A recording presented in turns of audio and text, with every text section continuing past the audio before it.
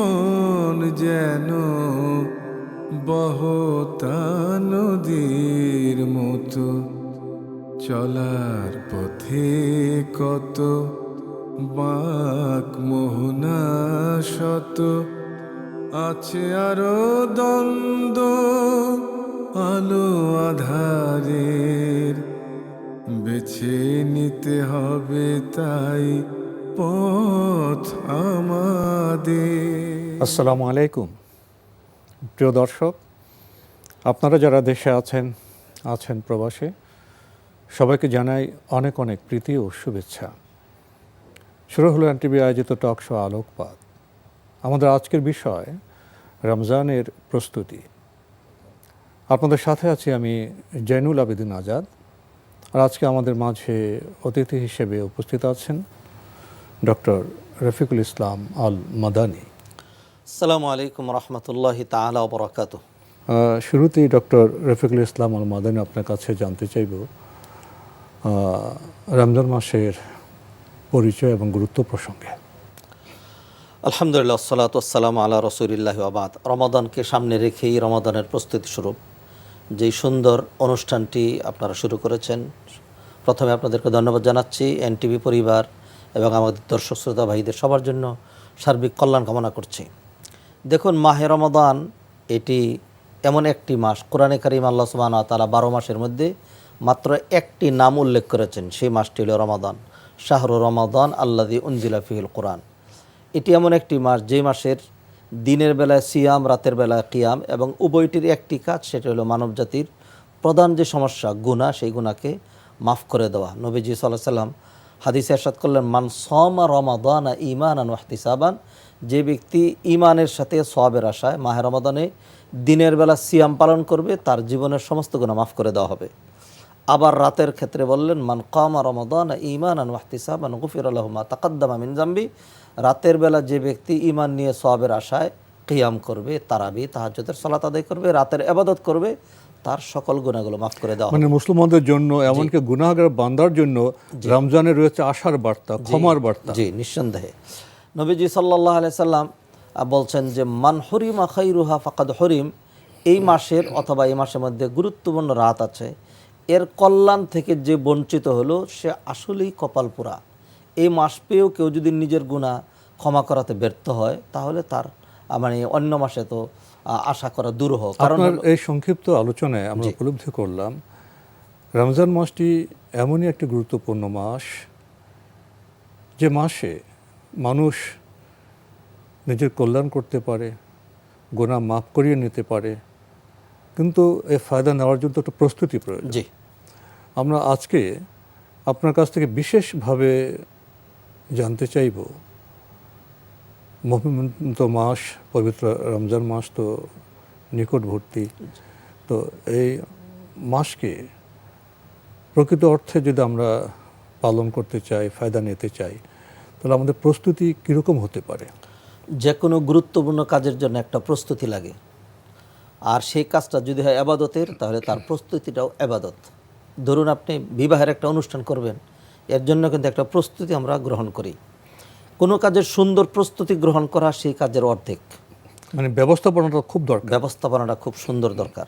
সলাতের জন্য আমরা অজু করি, অজু এটা কোনো এবাদত নয়, ডাইরেক্ট এটা এবাদতে মাকসুদা নয়, কিন্তু যেহেতু সলাতের জন্য অজু করা হচ্ছে, অতএব এই অজুকে এমন মর্যাদা দেওয়া হয়েছে, কেউ যখন তার চেহারা ধোয় তখন তার চোখের গুনাহ, নাকের গুনাহ, মুখের গুনাহ ঝরে পড়ে যায়। হাত যখন ধোয় তার হাতের গুনাহগুলো ঝরে পড়ে যায়।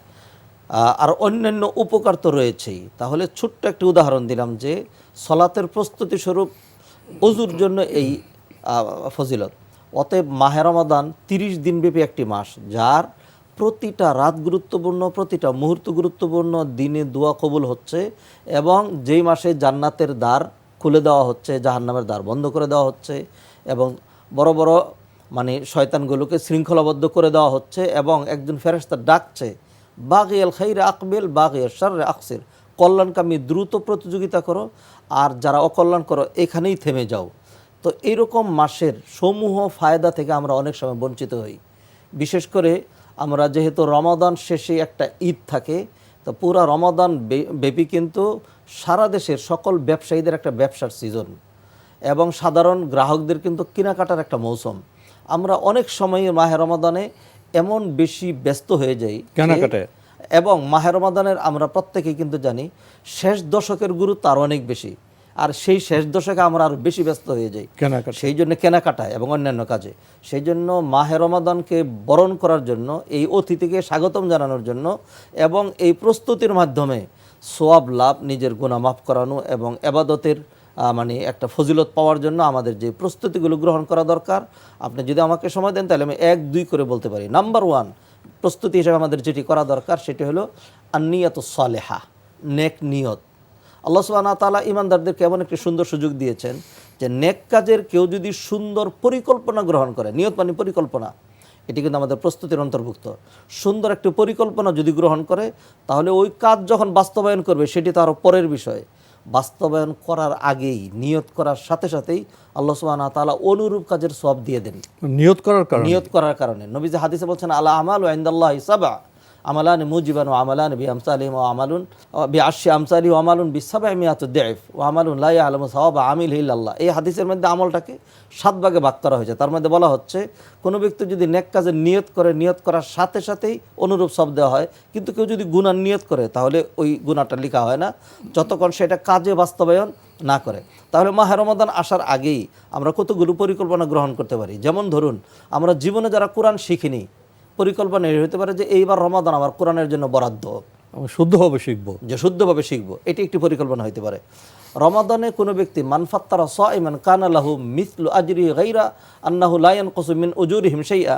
কোনো ব্যক্তি যদি কোনো রোজাদারকে ইফতার করায় তাহলে সে সারাদিন সিয়াম পালন করে যেই সওয়াব পেল, আপনি ইফতার করেই কিন্তু সেই পরিমাণ সওয়াব পাবেন। তাহলে 30টা সিয়ামে আমি কিন্তু 30টা সিয়ামের সওয়াব পাচ্ছি। আর যদি আমি 3000 লোককে ইফতার করাতে পারি তাহলে কিন্তু 3000 সিয়ামের সওয়াব রমজানে ইফতার করানো একটা পরিকল্পনা বড় বিষয়, ফায়দার পরিকল্পনা। বড় বিষয়। জি। সেই ক্ষেত্রে আমরা একটা কাজ করতে পারি। রমাদান আসার আগেই ধরুন আমি 40 কেজি খেজুর কিনে ফেললাম।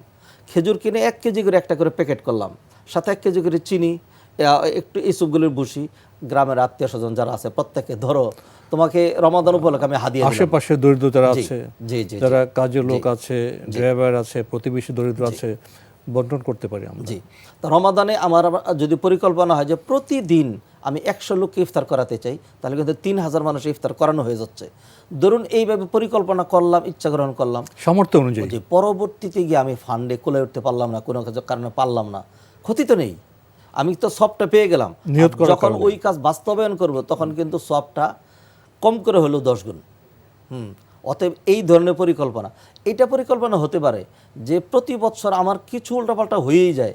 এইবার আমার টার্গেট হলো মাহে রমাদানে 1 ওয়াক্ত সালাত জামাত ছাড়া পড়বো না, আর তারাবি কিয়ামুল লাইল সেটা তো করবই। এইভাবে মানে পরিকল্পনাটা সাজাতে হবে। আমার কাছে সাজানো আছে কিন্তু সময়ের কারণে আমি সেগুলি বলছি না। তাহলে 1 নম্বর পয়েন্ট যেটি বলছি সেটি হলো বিন্নিয়াতে সালেহা, নেক নিয়ত। আল্লাহ এটা আমাদেরকে সুযোগ দিয়েছেন সুন্দর করে নিয়ত করে পুরো মাহে রমাদানটাকে সাজাই ফেলবো, এই আমল, এই আমল, সেই আমল, এই অনেকগুলো আমল। 2 নম্বর যে প্রস্তুতিটা হতে পারে সেটা হলো বিত্তাউবাতি সাদাকা, তওবার মাধ্যমে। তওবার মাধ্যমে এই জন্য দেখুন মাহে রমাদান হয়তো এখনও কয়েকদিন বাকি আসেনি, আমি আশায় বসে আছি যে রমাদান আসলে ইবাদত করব। আমাকে কি গ্যারান্টি দেওয়া হয়েছে আমি রমাদান পাবো? এর আগেও তো চলে যেতে পারি। সেই জন্য আমি এই মুহূর্তেই তওবা করব, রেডি হব, যদি এর আগেও যদি মরে যাই তাহলে যেন এটি প্রতি মুহূর্তে করা উচিত। আর তওবাটা এই জন্য করব যাতে মাহে রমাদানটা আমার খুব বেশি কাজে লাগে। গেস্ট যদি আমার বাড়িতে আসে তাহলে গেস্ট আসার পরে তখন কি আমি চাদর ধুই, তখন কি আমি ঘরটা ঝাড়ু দিই? আগেই আমি করি, পূর্ব প্রস্তুতি থাকে। তো সেই জন্য রমাদানে গুনাহ মাফ করাবো, তো রমাদান আসার পরে খালি সেই কাজটা করব, আগের থেকে আমার প্রস্তুতি হবে। সেই জন্য এখন থেকে যে আহারে পুরোটু বছর কিছুই করতে পারলাম না, আল্লাহ তওবা করছি, আল্লাহ তোমার কাছে কামনা করছি তুমি আমাকে মাফ করে দাও, আমি মাহে রমাদানের জন্য প্রস্তুতি নিতে চাই। রমজানের আগে তো সাবান তো প্রস্তুতির মাস, রমজানের প্রস্তুতির মাস। জি, সেটিতে যাবো ইনশাআল্লাহ। 3 নাম্বার সেটি হলো বিদুআ, দোয়ার মাধ্যমে। নবীজি সাল্লাল্লাহু আলাইহি ওয়াসাল্লাম একটা হাদিস, কেউ কেউ হাদিসটিকে দঈফ বলেছেন, যে রজব মাস আসলেই তিনি দোয়া করতে থাকতেন আল্লাহুম্মা বারিক লানা ফি রজব ওয়া শাবান। আর সালফে সালেহিন এমন ছিলেন তারা 6 মাস দোয়া করতেন, 6 মাস। রমাদান চলে যাওয়ার পর 5 মাস দোয়া করতেন রমাদানের বিগত আমলগুলো কবুল করার জন্য, আর 6 মাস থাকতে দোয়া করতেন আল্লাহ রমাদানের মাত্র 6 মাস বাকি, এমন মহিমান্বিত মাস না পাইয়ে আর আমাকে ইবাদত না করে তুমি আমাকে বিদায় দিও না। এইভাবে দোয়া করতেন।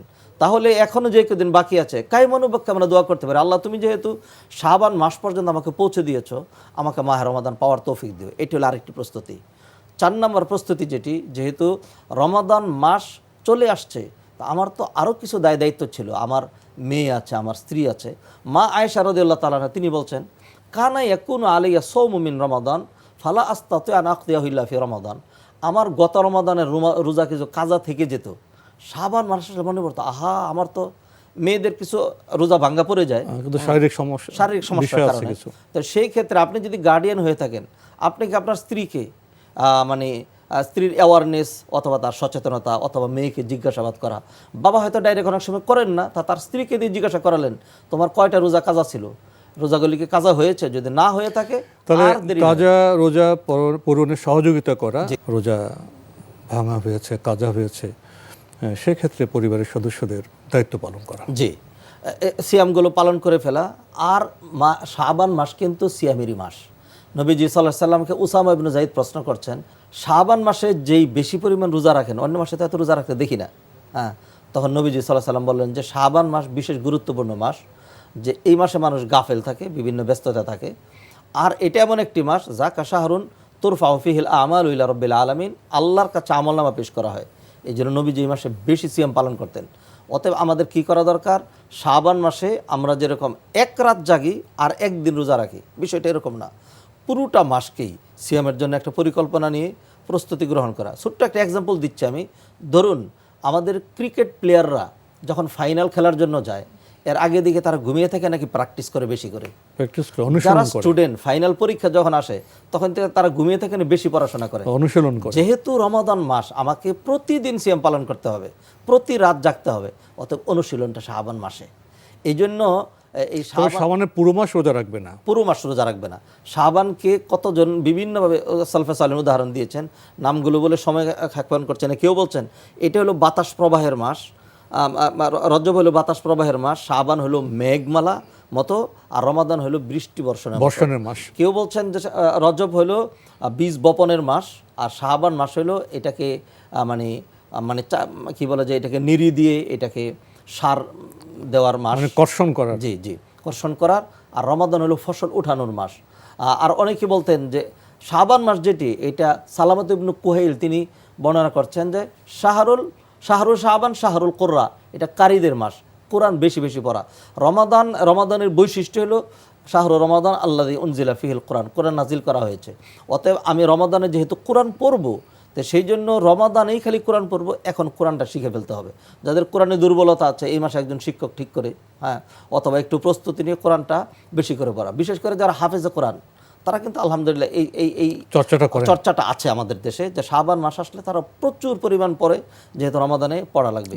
অতএব এই কোরআনটা শিখা, কোরআন শিখা। আরেকটি বিষয় হলো রমাদানের কিছু জটিল মাসাইল রয়েছে, আধুনিক কিছু মাসাইল রয়েছে, ইনহেলারের মাসালা রয়েছে, জীবন ঘনিষ্ঠ বিষয়গুলো, ইনজেকশনের মাসালা রয়েছে, আধুনিক এই সমস্ত মাসালা, চোখের ড্রপের বিষয় রয়েছে। এই নতুন নতুন বিষয়গুলো, এই আধুনিক বিষয়গুলো জানা, যে আমল করতে হলে তো আগে এলেম লাগবে। সেই জন্য মাহে রমাদান কেন্দ্রিক আমাদেরকে জ্ঞান আহরণ করা, কোরআন শিক্ষা করা। তারপরে আরেকটি বিষয় হলো রমাদান আসলে আমাদের কিন্তু অনেক কাজ, আমাদেরকে এই কাজগুলো তো করাই লাগবে। বিশেষ করে যেহেতু ঈদ, ছেলে মেয়েদের জন্য কেনাকাটা, এটা কিন্তু ধর্মীয় বিষয়। হ্যাঁ, তারপরে ঈদের প্রস্তুতি গ্রহণ করা। তাহলে রমাদানে যদি দিনের বেলা যাই তাহলে আমি টায়ার্ড হয়ে যাব, রাতের বেলা যদি যাই আমার ইবাদত ব্যাহত হবে। আর রমাদান মাসে আনফরচুনেটলি মার্কেটগুলোর পরিবেশটা কিন্তু কাঙ্ক্ষিত থাকে না, সেখানে অনেক মানুষই বেপরদা বা অন্যভাবে মার্কেটে যায়, যাওয়ার কারণে দেখা যায় আমাদের অনেক সময় সিয়ামের ত্রুটিও চলে আসে। সেই জন্য এখন যদি আমি প্ল্যান করি কিছু কেনাকাটা করে ফেলি, তাহলে অন্তত আপনার 50,000 টাকার কেনাকাটা করলে এখানে 10,000 টাকা সেভ হবে। ঈদের আগে এই টাকাটা বেশি লাগবে, অর্থনৈতিক সেভ। আবার সময়ের বিষয় আছে, সময়ের বিষয়। রমজানের সময়ের যে গুরুত্ব মূল্য সেটা তো অন্য মাসের নাই। তাহলে আমি রমজানে কেনাকাটা যদি বেশি ব্যস্ত হয়ে পড়ি, তাহলে আমার মূল্যবান সময়টা বোধহয় নষ্ট হলো কিছুটা।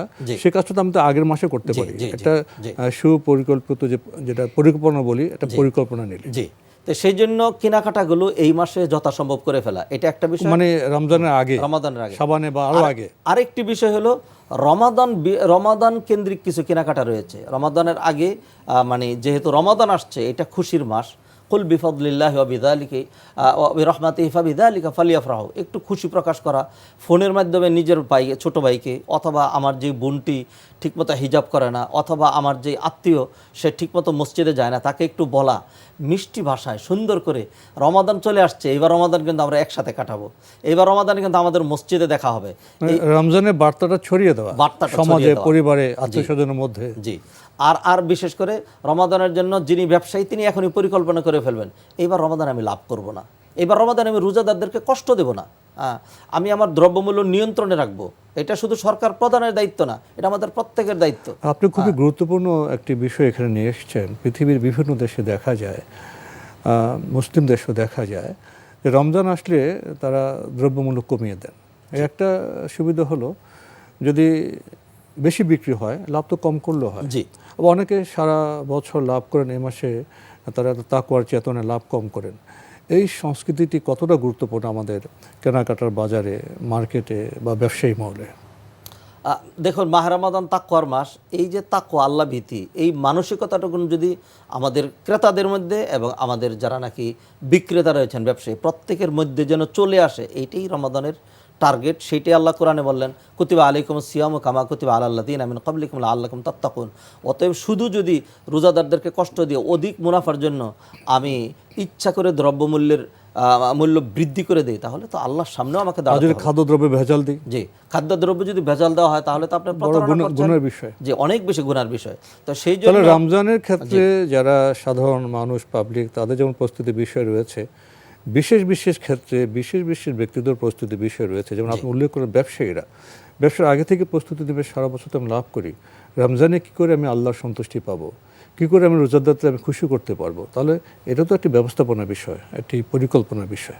জি, রমাদানের বিষয়গুলো আমরা একজন আরেকজনের সাথে আলাপ আলোচনা করতে পারি। রমাদানে আমাদের দেশে মানে আমাদের ইফতারের যে সমস্ত আইটেমগুলো আমরা সাধারণত আমাদের লাগে, তো সেগুলো স্বাস্থ্যপ্রদ হয়। জি, স্বাস্থ্য, সেগুলো আমি সীমিত পরিমাণে, অনেক বেশি কেনাকাটা যদি করি তাহলে এতে মানে কৃত্রিম একটা দাম বেড়ে যায়। তা আমিও সেখানে অল্প কিছু যদি কেনাকাটা করি, অন্যদেরকে বললাম যে এই জিনিসগুলো আমরা।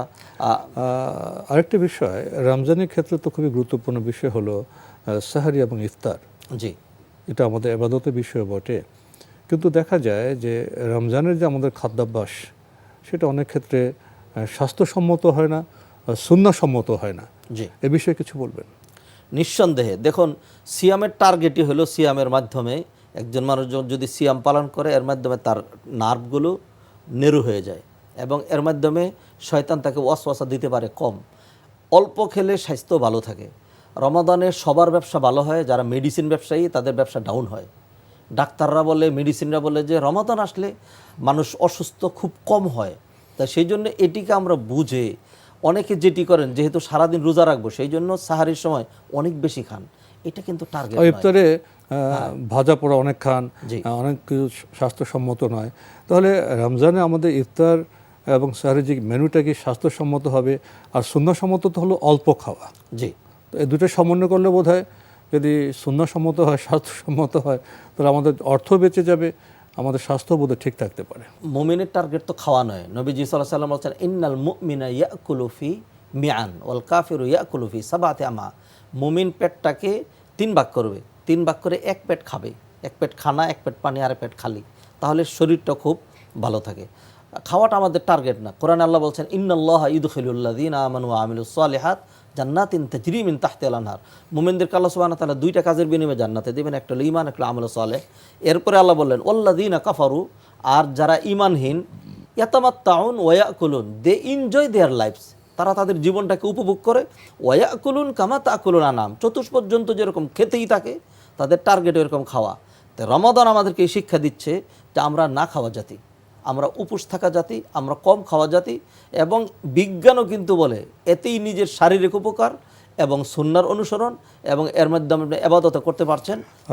রমজান তো আমাদের সংযমী হতে, নিয়ন্ত্রিত হতে সাহায্য করে, এবং যেটা বলে ত্যাগ, অন্যকে দিতে, খাওয়াতে, ইফতার করাতে অনুপ্রাণিত করে। আমরা যে কেয়ারিং সোসাইটির কথা বলি, দরদি সমাজের কথা বলি, সেই সমাজ নির্মাণে তো রমজান সিয়াম আমাদের সাহায্য করে থাকে। আমরা একেবারে সময় শেষ প্রান্তে, যদি আপনি শেষের 2-1টি কথা বলতেন। জি, মাহে রমাদান ঘিরে আর যে প্রস্তুতির কথা আমি বলতে চেয়েছি সেটি হলো, দেখুন, একটু সাহরের সময়টা একটু তাহাজ্জুদ পড়া, যাতে অভ্যস্ত হয়ে যায়, সাহরের সময় উঠতে যেন কষ্ট না হয়, একটু নফল নামাজ বাড়িয়ে দেওয়া রমাদানের জন্য, এটি একটি। আরেকটি বিষয় হলো রমাদান কেন্দ্রিক আমাদের জন্য একটা বাজেট থাকে, এক্সট্রা বাজেট থাকতে হবে। সেটি হলো আমার মানে রিলেটিভ, নেইবার্স এবং দরিদ্র আত্মীয় স্বজন যারা আছে, রমাদানের শুরুতে ইফতারের জন্য কিছু ফান্ড অথবা এবং ঈদের কিছু উপহার কেনাকাটার দেওয়া, জন্য, ঈদের উপহার দেওয়া। ঈদের কিছু উপহার, এইটা যেন আমাদের একটা প্ল্যানের মধ্যে যেন থাকে। কারণ হলো ঈদটা তো সার্বজনীন, ঈদটা শুধুমাত্র আমাদের নয়। সেই জন্য যারা জাকাত দেই না, জাকাত দিতে হবে, যারা অল্প দেই তারা পুরোপুরি দিতে হবে, যাদের জাকাত ফরজ নয়, জাকাতের বাইরেও তো নফল সদাকা করার সুযোগ রয়েছে। এবং মাহে রমাদানের আমলগুলোর কথা আমরা জানি যে এই মাসে নেক আমল করলে আর প্রতিদান অনেক বেশি বাড়িয়ে দেওয়া হয়। অতএব রমাদান আসার আগেই আমরা যদি এই প্রস্তুতিগুলো সুন্দর করে নেক নিয়তে করতে থাকি, আল্লাহর কাছে দোয়া করতে থাকি, তাহলে আল্লাহ সুবহানাহু ওয়া তাআলা তৌফিকও দিয়ে দিবেন। মাহে রমাদানের জন্য আর যে প্রস্তুতিগুলো আমাদের নেওয়া উচিত সেটি হলো যে আমাদের অনেকের কিছু বদ অভ্যাস থাকে অনেক সময়, যেটি কাঙ্ক্ষিত নয়, সেটা পরিকল্পনা হবে রমাদান থেকে বাদ দেব। যেমন ধরুন, ছোট্ট উদাহরণ, যিনি দৈনিক 10টা সিগারেট তিনি পান করেন, তিনি নিয়ত করবেন যে এই রমাদান থেকে বাদ দেব। তো হঠাৎ করে বাদ দেওয়া কঠিন হবে, সেই জন্য শাবান মাস থেকে আমি এটা অর্ধেকে নিয়ে আসবো, 4টা 5টা নিয়ে আসবো, রমাদান থেকে টোটাল বাদ দিয়ে দেবো। যারা মোবাইল বেশি ইউজ করেন, রমাদানে কিন্তু আরেকটা গুরুত্বপূর্ণ বিষয়টা আমাদেরকে সচেতন রাখতে হবে। আগে শুধু আমরা নিজেরা সিয়াম পালন করলে হতো, এখন কিন্তু আমাদের পাশাপাশি আমাদের যে বন্ধু মোবাইল, এই মোবাইলকেও কিন্তু সিয়াম পালন করাতে হবে। ফেসবুকগুলো ভালো কাজে ব্যবহার করতে হবে, খারাপ কাজে ব্যবহার করার প্রয়োজন নেই। কম ব্যবহারের জন্য ছেলে মেয়েদেরকে উদ্বুদ্ধ করতে হবে, বলতে হবে রমাদান আসলে কিন্তু মোবাইল ব্যবহার কোরআন করতে দেওয়া হবে না। তেলাওয়াতে উদ্বুদ্ধ করতে হবে। যে কোরআন তেলাওয়াতে উদ্বুদ্ধ করতে হবে পাশাপাশি। তো এইভাবেই যদি আমরা সুন্দর করে পরিকল্পনা গ্রহণ করি, তাহলে মাহে রমাদানের সমূহ কল্যাণ ইনশাল্লাহ আমরা পাবো। আর সেই জন্যই আমাদের আজকের এই প্রোগ্রাম।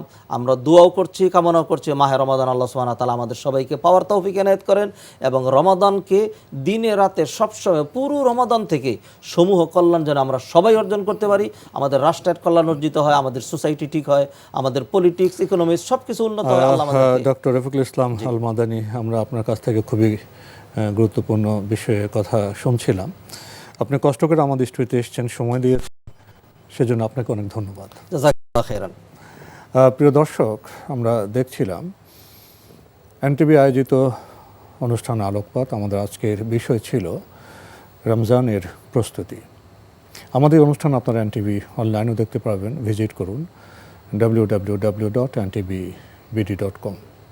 এছাড়া ইউটিউবে এবং আমাদের ভেরিফাইড ফেসবুক পেজে অনুষ্ঠান দেখতে পারবেন। বিজ্ঞ আলোচকের কাছ থেকে আমরা জানলাম রমজানের মাহাত্ম্য এবং ফজিলত সম্পর্কে, এবং সে ফজিলত অর্জন করতে হলে আমাদের কোন কোন ক্ষেত্রে প্রস্তুতি নিতে হবে, আমাদের পরিকল্পনা গ্রহণ করতে হবে। যদি আমরা আমাদের বিজ্ঞ আলোচকের কথা উপলব্ধি করি, অনুসরণ করি, তাহলে ইনশাল্লাহ আমাদের আগামী রমজান সুন্দর হবে, সফল হবে এবং উজ্জ্বল হবে আমাদের ইহকালীন এবং পরকালীন জীবন।